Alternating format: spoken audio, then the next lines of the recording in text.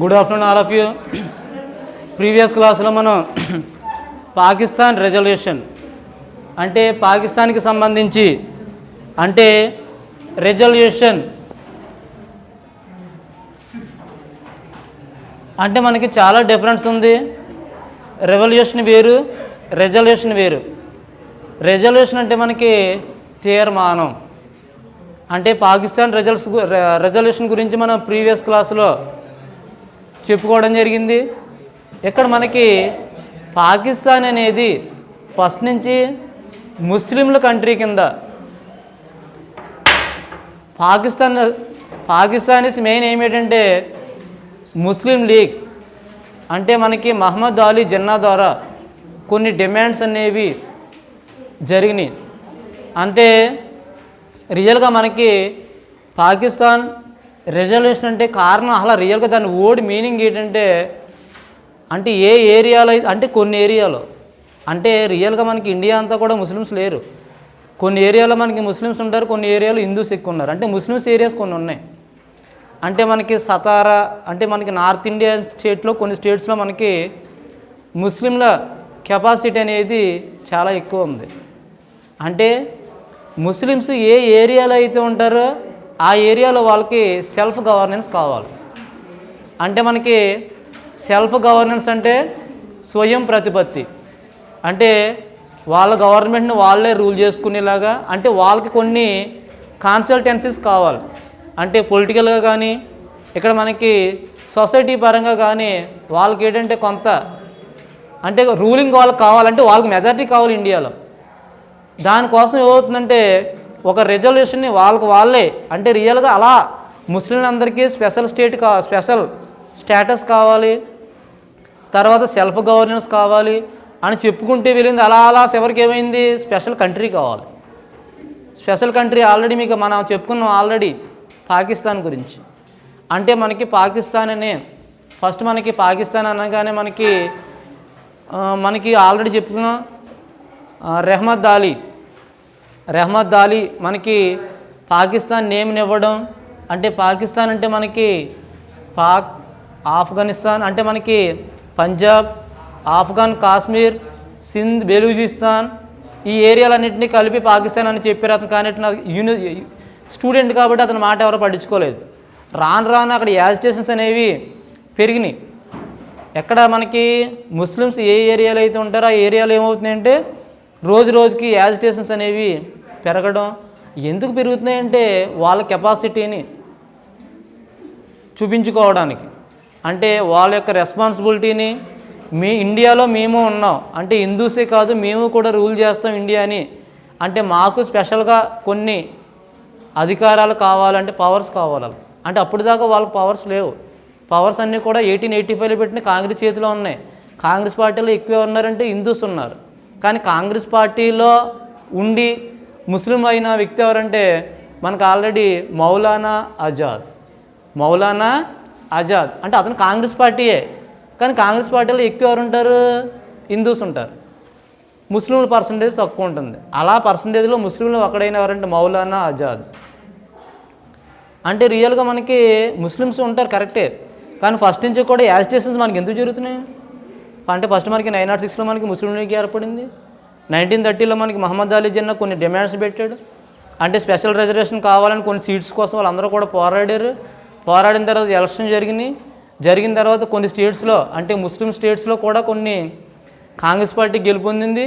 తర్వాత ఏంటంటే ఎప్పుడైతే మెజార్టీ కొన్ని ఏరియాలో ముస్లిం సీట్లు గెలిచినాయి కాబట్టి ఆ ఏరియాలో ఏంటంటే కంపల్సరీ మాకు మెజార్టీ కావాలి అని చెప్పి వీళ్ళందరూ ఏం చేస్తారంటే యాజిటేషన్ తీసుకొచ్చి చివరికి వాళ్ళ డిమాండ్లన్నీ ఎక్కడ పెట్టారు బ్రిటన్ గవర్నమెంట్ దగ్గర పెట్టారు. బ్రిటన్ గవర్నమెంట్ దగ్గర పెట్టిన తర్వాత బ్రిటన్ గవర్నమెంట్కి ఏం చేయాలో అర్థం కాలేదు. ఎందువల్లంటే ముస్లిమ్స్ ఏమో డౌన్ అయిపోతున్నారు, హిందూస్ ఏమో రేజ్ అయిపోతున్నారు. అప్పుడు ఏమవుతుందంటే ఇక్కడ మనకి బ్రిటన్ గవర్నమెంట్ అంటే బ్రిటిష్ గవర్నమెంట్ రూల్ ఏంటి మనకి డివైడ్ అండ్ రూల్ పాలసీని ఫామ్ చేయడం జరిగింది. తర్వాత ఏంటంటే డివైడ్ అండ్ రూల్ ఫామ్ చేయడం 1942లో మన ఇండియన్ సోల్జర్స్ క్విట్ ఇండియా అంటే లీవ్ ఇండియా అంటే ఇండియాని వదిలేసి మీరు బయటికి వెళ్ళిపోండి, ఇండియాని అంటే మా ఇండియాని మేమే రూల్ చేసుకుంటామని చెప్పి ఇండియన్ పీపుల్స్ అంటే బోత్ ఆఫ్ ఎక్కువ పర్సంటేజ్ మనకి హిందూస్ ఉన్నారు, చాలా వెరీ స్మాల్ పర్సంటేజ్లో మాత్రమే ముస్లిమ్స్ ఉండడం జరిగింది. కానీ వాళ్ళు బ్రిటిష్ వాళ్ళు వెళ్ళలేదు. వెళ్ళకపోవడంతో తర్వాత ఏంటంటే ఇక్కడ మూమెంట్స్ తీసుకురావడంతో ఇక్కడ మీకు ఆల్రెడీ ఫస్ట్ మనకి ఎస్టర్డే క్లాసులో అంటే ప్రీవియస్ క్లాస్లో మనం చెప్పుకున్నాం. బ్రిటన్ నుంచి స్టాఫర్డ్ క్రిప్స్ అని ఒక అతన్ని ఇక్కడ పంపారు. అంటే రియల్గా మనకి అతను ఎందుకు పంపారంటే గాంధీ గారిని కలవడానికి. అంటే అతను వచ్చి అలా స్టాఫర్డ్ క్రిప్స్ వచ్చాడు కాబట్టి దాన్ని మనకి క్రిప్స్ మిషన్ అనేది ఏర్పాటు చేశారు. అంటే క్రిప్స్ రావడం, ఇండియాలో గాంధీ గారిని కలవడం, అంటే ఇండియాకి సంబంధించి కొన్ని విషయాలు మాట్లాడుకోవడం. తర్వాత ఏంటంటే క్రిప్స్ మిషన్ అనేది ఫెయిల్ అయ్యింది మనకు. అంటే ఏంటి, గాంధీ గారే కాదు వాళ్ళందరూ కూడా డిమాండ్స్ని చేస్తున్నారు. అంటే మనం ఎలా ఉండాలి, మాకు ఈ కావాలి, మాకు సెల్ఫ్ గవర్నెన్స్ కావాలి, ఇండిపెండెన్స్ కావాలని చెప్పి డిమాండ్ చేస్తుంటే ఇక్కడ మనకి ఎవరు ఒప్పుకోలేదు. ఒప్పుకోకపోవడం వల్ల ఏమైందంటే ఇది మనకి ఫెయిల్ అయింది. ఎప్పుడైతే ఫెయిల్ అయిందో ఆటోమేటిక్గా గాంధీ గారు మీకు ఆల్రెడీ తెలిసి చాలా చోట్ల మూమెంట్స్ చేయడం ఇవన్నీ కూడా ఏర్పాటు చేయడం మొదలుపెట్టారు. అంటే 1942లో స్టార్ట్ అయిన క్విట్ ఇండియా అంటే లీవ్ ఇండియా మూమెంట్ అనేది ప్రతి భారతీయుడిని అంటే ప్రతి ఇండియన్ పీపుల్ని దేశవ్యాప్తంగా అంటే కంట్రీ వైడ్ అందరూ కూడా బయటికి పంపించేయాలి, వాళ్ళ కంట్రీ వాళ్ళు పంపించాలని చెప్పి ప్రతి ఒక్కరు కూడా ప్రయత్నాలు ఇవ్వడం జరిగింది.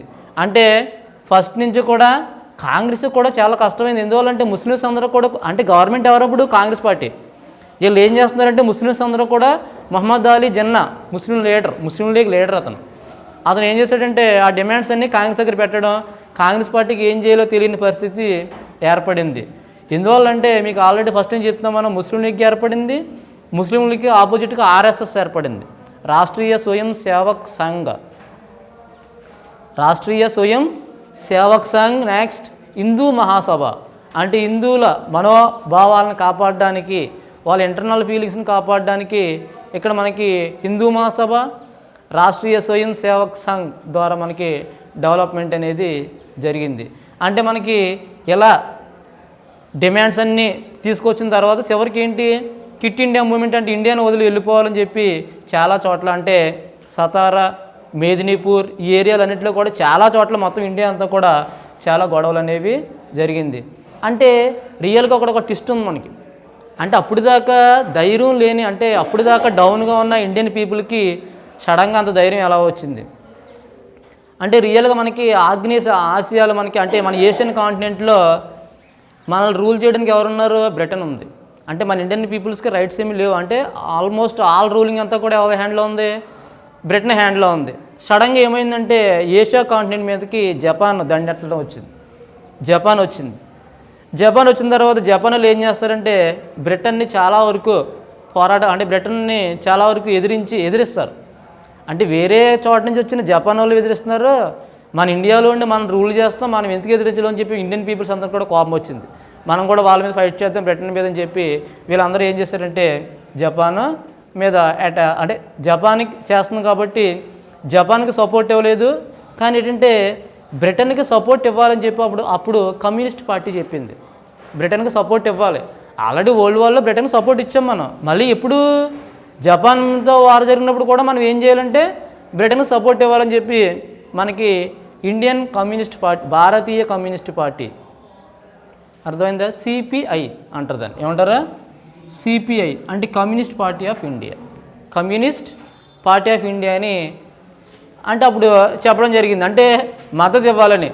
కానీ ఏంటంటే ఇక్కడ మనకి అదే సమయంలో మనకి స్టాలిన్ గ్రాడ్ అంటే అప్పుడు దాకా రేజింగ్లో ఉన్న జర్మనీని స్టాలిన్ గ్రాడ్లో ఎవరు ఓడించారు, స్టాలిన్ గ్రాడ్లో యుద్ధంలో రష్యా జర్మనీని ఓడిస్తుంది.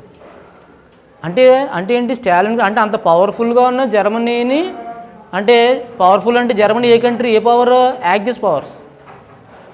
జర్మనీ, జపాన్ ఇట్లా ఏ పవర్స్ అని చెప్పాం మనం, యాక్సిస్ పవర్స్. అంటే యాక్సిస్ పవర్స్ని ఎలైడ్ పవర్స్ అప్పుడు స్టాలిన్ గ్రాడ్లో రష్యా ఓడించింది.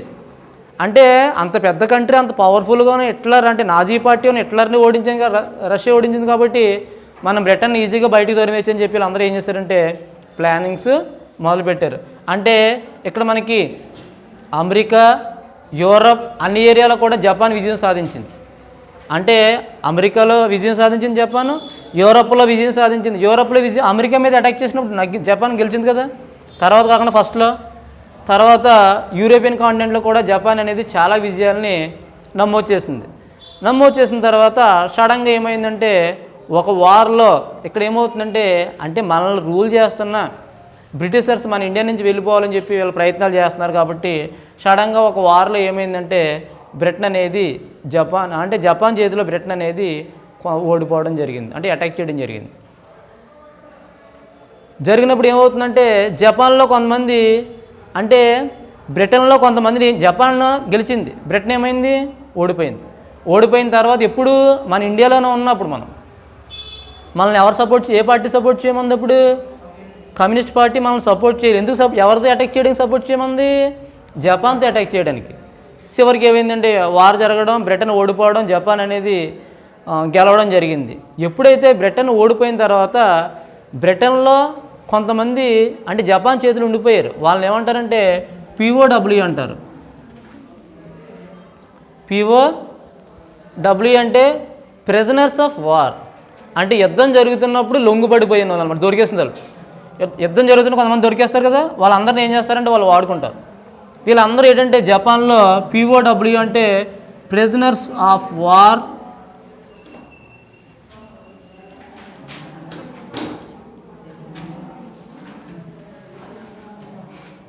Prisoners of war. ఏంటి ప్రిజనర్స్ ఆఫ్ వార్ అంటే? ఎవరెళ్ళు యుద్ధంలో దొరికిపోయిన వాళ్ళు, అంటే బందీలు అయిపోయినారు, పట్టేస్తున్నారు అనమాట వాళ్ళని. ఎప్పుడైతే వీళ్ళు జపాన్కి దొరికేశారో, బందీలు అయిపోయిన వాళ్ళు అందరూ కూడా వేరే ఒక చోట ఉన్నారు. వీళ్ళందరినీ కలుపుకుని, అంటే వీళ్ళందరి దగ్గరికి వెళ్ళి, అంటే జపాన్ వెళ్ళి, అంటే అంతకన్నా ముందు జర్మనీ వెళ్ళి, తర్వాత జపాన్ వెళ్ళి, యుద్ధంలో ఎవరైతే పట్టుబడిపోయారో వాళ్ళందరితోటి ఒక ఆర్మీని ఏర్పాటు చేశాడు. ఎవరంటే సుభాష్ చంద్రబోస్. మీకు ఫస్ట్ నుంచి కూడా సుభాష్ చంద్రబోస్ యూరోపియన్ కంట్రీస్లో మనకి ఇతను జపాన్ వెళ్ళాడు, తర్వాత జపాన్ వెళ్ళాడు, జర్మనీ వెళ్ళాడు. ఎవరు? సుభాష్ చంద్రబోస్. అంటే వెళ్ళి అక్కడ ఏం చేశాడంటే అక్కడ కొంతమంది సైనికులను కలుపుకుని INAని ఏర్పాటు చేయడం జరిగింది. INA అంటే ఇండియన్ నేషనల్ ఆర్మీని ఏర్పాటు చేయడం జరిగింది. ఎప్పుడైతే ఇండియన్ నేషనల్ ఆర్మీని ఏర్పాటు చేశాడో అక్కడ మనకి ఇండియన్ నేషనల్ ఆర్మీలో కొంతమంది ఇండియన్ సోల్జర్స్ని కూడా కలుపుకొని అక్కడి నుంచి ఇక్కడ మనకి బర్మా, మయన్మార్ ఇలా కొన్ని ఏరియాలో ఏం చేశాడంటే ఇతను INAని స్టార్ట్ చేయడం జరిగింది. అంటే Indian national army Azad Hind Fauj ద్వారా మరియు మనకి ఇండియన్ నేషనల్ ఆర్మీ ద్వారా ఎవరిని అటాక్ చేయడానికి ట్రై చేశాడు? బ్రిటన్ని అటాక్ చేయడానికి ట్రై చేశాడు. ఎందువల్లంటే మన ఇండియా నుంచి పంపించేయడానికి. ఆ ట్రై చేయడానికి ఇతను ఎవరు హెల్ప్ తీసుకున్నాడంటే జపాన్ హెల్ప్ తీసుకుందాం అనుకున్నాడు. కానీ జపాన్ హెల్ప్ తీసుకుందామని అనుకున్నారు ఎవరు? సుభాష్ చంద్రబోస్. కానీ జపాన్ హెల్ప్ తీసుకోవడం గాంధీ గారికి ఇష్టం అంటూ లేదు. అందువల్ల గాంధీ గారికి సుభాష్ చంద్రబోస్ గారికి ఏమైందంటే చిన్న క్లాష్ అనేది వచ్చింది. ఎందువల్లంటే వాళ్ళు హెల్ప్ తీసుకుని మనం గెలవడం ఏంటి, మనం ఓన్గా గెలుద్దామని చెప్పి ఈయన అంటున్నాడు. అప్పుడు ఏమవుతుందంటే చిన్న క్లాస్ వచ్చింది. తర్వాత ఏమైందంటే సడన్గా అతను ఏదో ప్రయాణం చేస్తుండగా, ఎవరు? టోక్యో దగ్గర నుంచి ప్రయాణం చేస్తుండగా సడన్గా ఫ్లైట్ అనేది పేలిపోవడం అనేది ఒక మిస్టరీ కింద, అంటే సుభాష్ చంద్రబోస్ డెత్ అనేది ఇప్పుడు కూడా మిస్టరీ కిందే మిగిలిపోయిందంటే అతను ఎలా చనిపోయాడు ఇప్పుడు ఎవరికి కూడా తెలియదు అనమాట.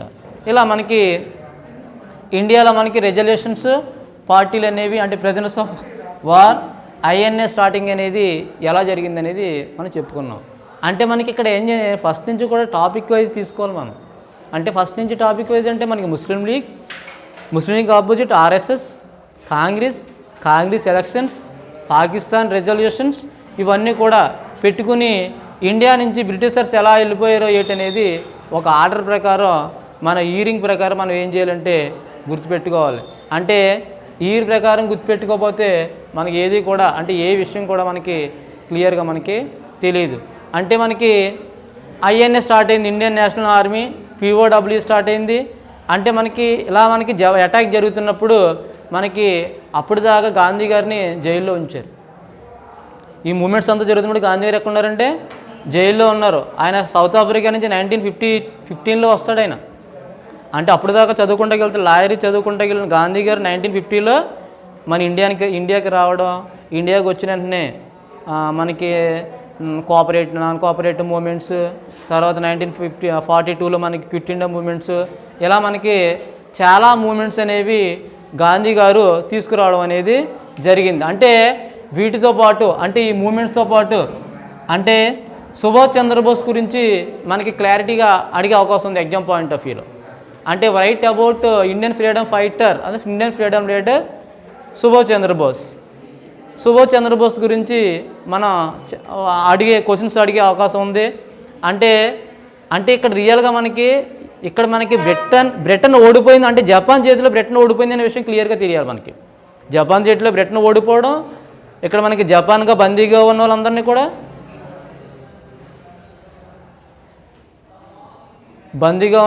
కూడా తీసుకొచ్చి ఒక సైన్యాన్ని అంటే INA ఇండియన్ నేషనల్ ఆర్మీని ఏర్పడడం, ఇలా మనకి కరెక్ట్గా మనకి 1944 వచ్చేటప్పటికి 1944లో ఇక్కడ మనకి 1944 ఏంటి, సెకండ్ వరల్డ్ వార్ ఇంక ఎండింగ్ స్టేజ్ ఇంక అయిపోతుంది. అంటే ఫస్ట్ వరల్డ్ వార్ 1939లో స్టార్ట్ అయ్యి 45కి ఎండ్ అయిపోతుంది. ఈ ఎండ్ అయిపోయే సమయానికి చాలా వరకు ప్రాబ్లమ్స్ అన్నీ కూడా రావడం అనేది జరిగింది. ఎప్పుడైతే ఈ ప్రాబ్లమ్స్ వచ్చినాయో అంటే సెకండ్ వరల్డ్ వార్ జరిగేటప్పటికే మన ఇండియాలో ఇవన్నీ జరిగిపోతున్నాయి. 1942లో క్విట్ ఇండియా మూవ్మెంట్ జరిగిపోతుంది. అదేవిధంగా ఇక్కడ మనకి గాంధీ గారి గురించి అంటే సంప్రదింపులు జరుగుతున్నారు. గాంధీ గారి గురించి ఎవరు, బ్రిటిష్ గవర్నమెంట్ మీకు ఇండిపెండెన్స్ ఇస్తామని చెప్తున్నారు. గాంధీ గారు ఏమంటారు, నాన్ కోఆపరేట్, అంటే మన గాంధీ గారు ఇప్పుడు ఏమంటారు, నాన్ వైలెన్స్, మనకి మీరు ఇస్తారు కరెక్టే, మాకు యుద్ధం అనేది అవసరం లేదు, మీరు ఇచ్చేయండి అని చెప్పి వాళ్ళు ఏం చేస్తున్నారంటే వాళ్ళ దగ్గర ఉండిపోవడం అనేది జరుగుతుంది. ఇలా మనకి నేషనల్ అంటే ఎప్పుడైతే సుభాష్ చంద్రబోస్ డిస్ట్రాయ్ అంటే ఎప్పుడైతే సస్పెక్టెడ్ జరిగిందో అంటే ఆటోమేటిక్ ఏముందంటే అందరినీ కూడా బ్రిటిష్ గవర్నమెంట్ అరెస్ట్ చేసింది. అంటే బ్రిటిష్ గవర్నమెంట్కి ఆపోజిట్గా ఫైట్ చేస్తున్నాడు ఇతను, సైన్యాన్ని ఏర్పాటు చేసి. అంటే మనకి ఇండిపెండెన్స్ కోసం అతను ప్రయత్నం చేస్తున్నాడు.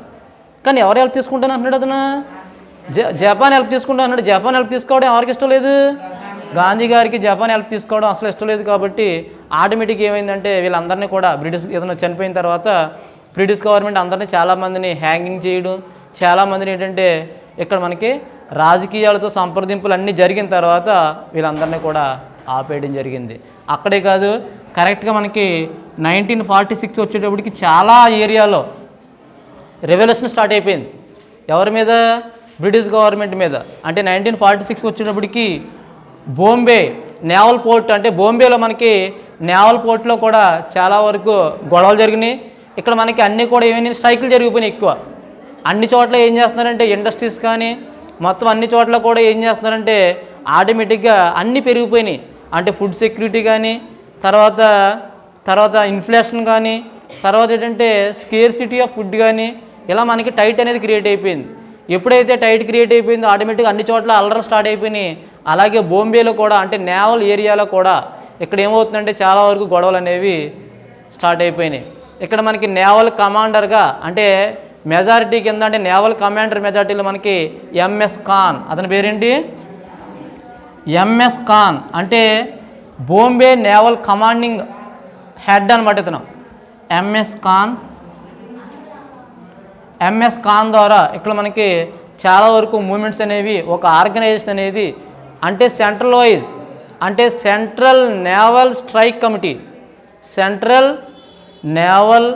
స్ట్రైక్ కమిటీ అని ఒక కమిటీని ఏర్పాటు చేసి కమిటీ ద్వారా ఏమైందంటే చాలా వరకు ఇక్కడ మనకి అంటే ఇక్కడ ఎందుకు చేస్తున్నారు సమ్మె, ఇండియన్ సోల్జర్స్ని రిలీజ్ చేయాలి గవర్నమెంట్, బ్రిటిష్ గవర్నమెంట్, లేకపోతే సమ్మెలై చేస్తాం.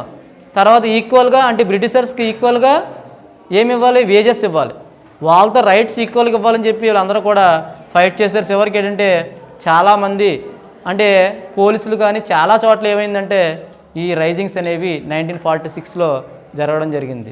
తర్వాత ఈ మూమెంట్ జరుగుతుండగానే మనకు ఇంకొక మూమెంట్ జరిగింది. ఆ మూమెంట్ పేరు ఏంటంటే తెబాగా మూమెంట్. తెబాగా